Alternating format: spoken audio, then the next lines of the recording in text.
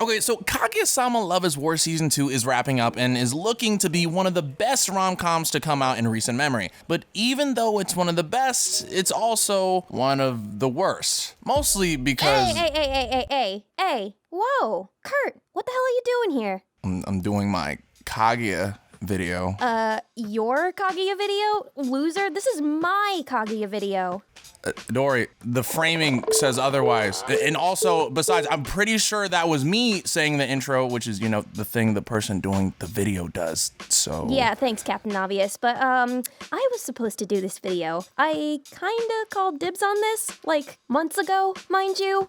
I even have the proof on film. I wanna, do a video essay about why Chica is, the truest MVP in anime. Let me know in the comments if you want that. Oh no, you poor thing. You can't read, can you? That's awful because the title clearly doesn't have Chica's name in it. Besides, didn't you just do a video about love? I'm pretty sure you did too, and last time I checked, you almost cried. Hold up, all right, it was we're 1/6 of the video, and what does that have to do with anything? It wasn't even during the love section, Relax. so... I brought you both on because, Kaguya-sama has 2 leads, and, it would be super cool to have both of you on because you both like Kaguya-sama. So you're like 2 leads, get it?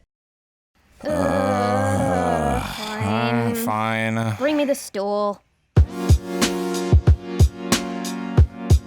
Okay, so if there's one thing that we can agree on about romance anime, it's that Kaguya-sama Love is War is the best, worst romance anime. Worst in a sense that in terms of any romance story, there's no way that 2 characters continuously almost confessing to each other and still not being together after almost 2 seasons should be entertaining. Yet, somehow it still manages to be such a great show, and not despite this, but mostly because of it. We can't recommend it enough, but if that's not enough to convince you, then maybe having a list of reasons with 2 opinions will. After all, this is an anime about 2 different perspectives.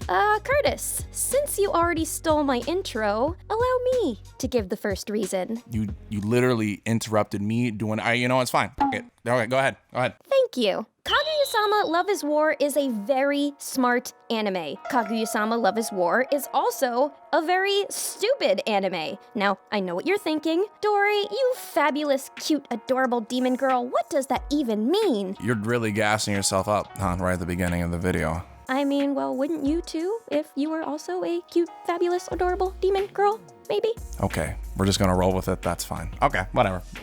Anyways, for starters, the writing and comedic timing on the show are always incredibly sharp, from its quick-witted dialogue to its Death Note-like mind game scenarios. However, these scenarios in question are the dumbest fucking situations that I have ever heard of. I'm always thinking of that scene where Kaguya and Miyuki try to get the other one to open their umbrella first on a rainy day, and how far they go to get the other to break. What should play out as a cute scene from a common romance anime trope ends up feeling more like a matter of life and death. And if you want to learn more about said romance anime trope, I just did a whole video about it. Yes, it was incredibly painful for me, but we're not going to talk about that. Plug. Anyway, plug. The slow buildup of the dramatic music, the intense facial expressions, and the addition of the hilariously deadpan narrator all make this scene completely absurd to watch. Kaguya pierces the tires of her own family's car in order to get her plan of sharing the umbrella to work. Who goes that far for something so petty?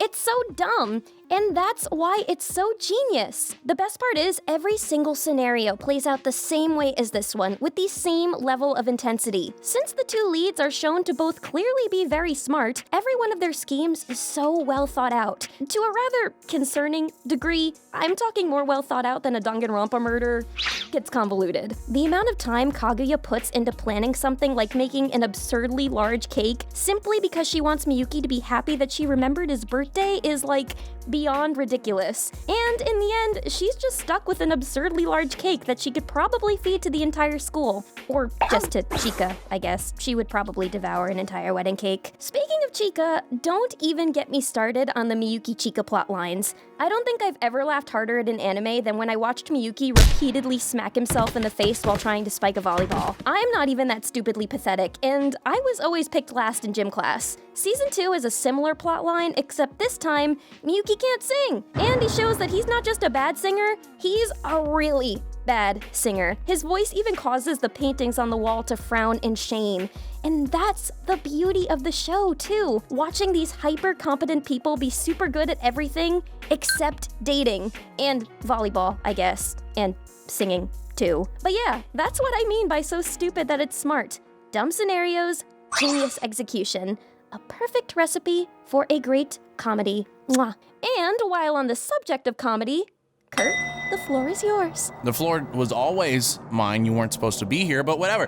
First things first, Kaguya-sama Love is War is more of a comedy than a romance. Weird take, I know. I'm not sure how much com needs to be in the rom to be a rom-com, but for now, I'm willing to say that this is less of a romance with comedy elements and more of a comedy with romance elements, which makes it the best worst romantic comedy. Confused? Very. Good. Listen, like any good anime rom-com should, Kaguya has funny moments. Although I think Kaguya does them a bit better than most. Like when Chika smiles, then beats the shit out of Ishigami with a folded up newspaper. Or when Kaguya implied that Miyuki does it with his sister all the time. I have a feeling these incredibly dumb yet self-aware jokes aren't staples of the rom-com genre, but maybe that's just me. And when it comes to its romance, there's more of a comedy to it, because the show focuses less on the progression of these two characters getting together like a regular show, and more on the lack of that progress. See, Kaguya is full of moments of the two protagonists being too scared to confess, trying to get the other to confess, not knowing how to approach the other to a highly exaggerated level, like when they tried talking to each other but instead walked past each other 5 times and turned into airplanes. Again, exaggerated. Or like when Kaguya was trying to figure out if the president was a boxer brief wearing man whore. Long story, but because of a misunderstanding, he ended up screaming out his love for black panties in front of Miko, because Miko is all of us and we all have to bear witness to this absurdity. And that's the show for 22 minutes, which is ironic because it's pretty anti-romance to see two people not be together for the entire thing. But it works because this whole thing is hilarious because it's relatable. There's nothing more relatable than being confused about love. Then the show exaggerates this relatability to make these incredible moments. And that's how a lot of comedy works. At least that's how I think it works. I'm not a comedy expert. Y'all probably should have had Idoye do this. We already have 2 hosts. Why not get in a third? Let's make it crowded. It's like when you're on Twitter and you come across a how watching subbed anime be, and each time the guy looks away, it jumps 36 episodes. Obviously, this isn't how it works, but this exaggerated take makes it much funnier. A lot funnier than someone explaining to you why things are funny. My bad. Kind of like how you just did? Yes. Dorrie. I'm having a great time. Yeah. Kaguya is built less like a long-term story of two people destined to be together and more like TikTok, which sounds like an insult, but it really works in this case. It's a lot of quick instances of exaggerated, relatable moments that people can't get enough of. Sure, it doesn't have the depth of maybe Toradora at times, but the comedy makes up for it tenfold. Okay. Now I'm done. You can go now, Dorrie. What was that? Sorry, I was taking a siesta. Siesta? That you just interrupted me like 2 minutes. All right, you know what? It's fine. Go ahead. Do your section. Thanks, Curt. You're the best. All right, now, where was I? We've been talking a lot about Kaguya and Miyuki so far, and it's well-deserved, because as far as rom-com couples go, they're both really strong, and they have amazing chemistry. The supporting cast, however, should also have a light shined on them, because they are amazing as well. As some of you may remember from our 2019 year in review video, I was planning on making an entire video about my favorite chaos waifu Chika once season 2 started, but then Mother's Basement kinda beat me to it. It's a great video, so check it out. But anyway, instead, I'm just gonna gush about her a bit in here, if that's okay. Wait, hold on. You were literally about to do the video. It's not the video. That's not what we're talking about here. Are you done? Can I go? Please? I need this. I need this. It's literally another video. Okay. I fucking love Chika. She may be viewed by her friends as ditzy and oblivious, but if you ask me, Chika is a wildly powerful young lady. Season 2 edition Miko Ino says it herself. On top of being popular among her peers, Chika is a damn Renaissance woman. She's an award-winning pianist, she knows 5 languages, and she can rap better than anyone else on Nick Cannon's Wild 'N Out. I have a feeling you haven't seen a single episode of Nick Cannon's Wild 'N Out. Not a single episode. I don't know why you use that as a reference here. He just has a funny name. Is that why you picked it? Yeah. It's a funny name.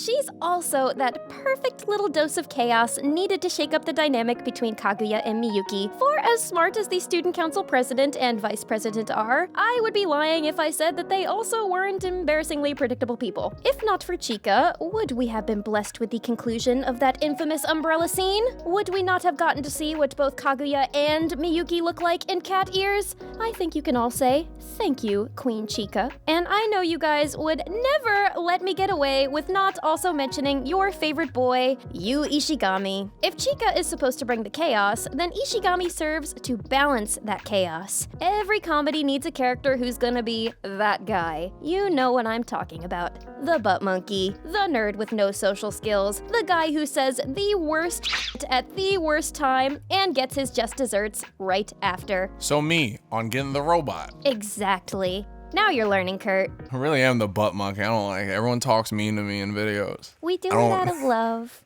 Do you? Half and half. Can we talk about this? One of this someday?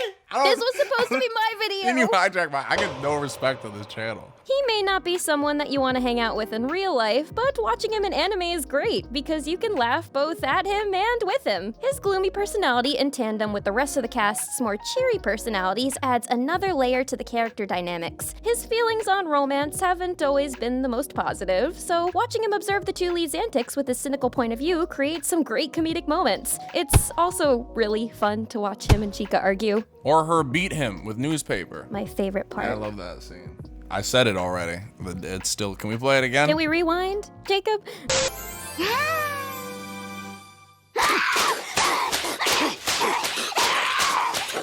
Dude, there's nothing like small girl beats the shit out of man. That's just like, yes, this is solid. I have an idea. You gonna, all right, ha, never mind.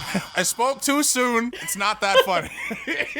In this season, we're starting to see some other characters get fleshed out, like new girl Ino and Hayasaka. Now, Hayasaka is so much more than simply Kaguya's maid. She has her own feelings and perspectives, and more often than not, they clash with Kaguya's, showing us truly how ridiculous Kaguya's line of thinking can be. I cannot wait to see how Ino continues to get fleshed out, because so far, she's such an adorable addition. Let's face it, if the show was just about our main duo, then it wouldn't be nearly as fun or memorable as it is with the rest of the cast. And that's what we call a little bit of foreshadowing, because Kaguya and Miyuki can't resist their urges forever. The mangaka behind Kaguya, Aka Akasaka, is just too smart to leave us hanging on one overly fraught romantic relationship. I'm calling it. Hayasaka, Ino, Ishigami, your time will come. As for you, Chika, the only romantic partner you'll ever have is chaos. And I'm quite jealous because that's the only romantic partner that I want. Kind of riding on what I was speaking on before,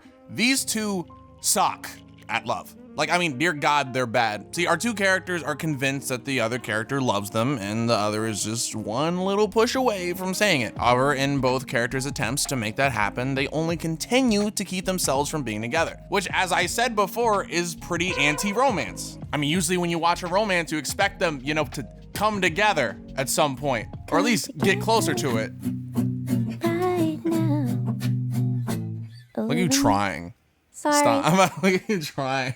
I try so hard. See, in most other rom-com anime like Masumene's Revenge, Toradora, or Snafu, you see the characters start not knowing each other and see how the relationship progresses from there. Kind of like a shonen protagonist that gets stronger over time. It's narratively satisfying to see that progression and grow with the characters and the connections they make. It's not about the destination, it's about the journey type stuff. There are even some shows that have already established relationships that grow from there, that have their own arcs within the completed end goal of ending up together, like Surazuri Children or I Can't Understand What My Husband Is Saying. Think of this one kind of like the isekai One Punch Man protagonists who, you know, already have all that power, but you're waiting for them to unleash something that's just really, really impressive. But this is like, I don't know, perpetually being in second place, always just close enough to make it, but never quite getting there. And the thing stopping the relationship from progressing is the people who want it most. It's as brilliant as it is annoying as and yet despite all that, I'm still sitting here every week excited to see what's going to happen in the next episode. It's because even though there doesn't feel like there's progression, there is. surprisingly enough, just in different ways. The characters are slowly starting to understand themselves, like how Kaguya had a whole internal debate about how she feels about Miyuki. That's one of my favorite scenes. It's just that this whole show perpetually operates in the most exciting phase of the romance arc, right before the confession. And with every scenario and situation with its mix of humor and wit added in, it still makes you want to come back for more. And in general, it makes it all become this amazing, fun ride. And it makes me wish I was on my student council back in high school. For the sake of a relationship, not for the betterment of my school. So, as you can see, we both really like this show and clearly have quite a bit to say about it. From its unique take on how to write a romance story to the well thought out character interactions and character development of the cast outside of its two main protagonists, Kaguya is definitely a really fresh look at the genre as a whole. So much so that it made me change my mind a bit on some romance anime. Not all of them, just some. Which says a lot because she doesn't like any show unless there's at least 2 gory scenes involved, which is 1 more than is in Kaguya, actually. Yeah, I thought it was real blood in those scenes too. Ugh, you can only imagine my disappointment when I found out it was a fluke. Again, Adrian, why did you pick her for the romance video? Whatever. If you like 2 hosts in the same video significantly more than I am right now, let us know in the comments. Hey, don't be like that. I actually ended up enjoying this. Maybe we could even do it again sometime, if that's something the people watching want. Okay, maybe it was a little not the worst. Aha. Okay, a little. I'm Curt. And I'm Dorrie, And this is Getting the Robot. your anime explainer. Admit it, you had a great time. It was okay. Let's relax. It was great.